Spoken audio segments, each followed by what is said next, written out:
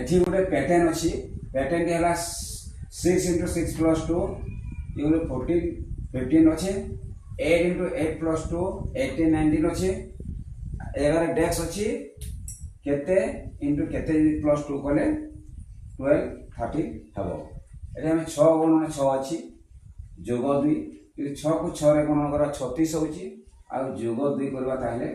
38 होची किंतु यदि 14 15 देछि हम याको मेलो करबा 14 15 मिसेले 29 होची तास तो कोन से मेलो रहो नै कारण हम कोन देखिबा जे 6 गुण 6 जो देछि ताको हमें मिसेई दबा 6 को 6 रे मिसेई देला 12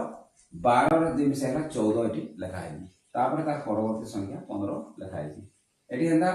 8 रे 8 मिसेई 16 16 रे 2 मिसेई 18 18 लिखा है तार परवर्ती संख्या 19 लिखा है एटी केते गुण केते दिया है से दुईटा को मिसेई के हम 2 मिसेई 12 हबो माने 10 रे 2 मिसेई 12 हबो तेमन हम कोन करबा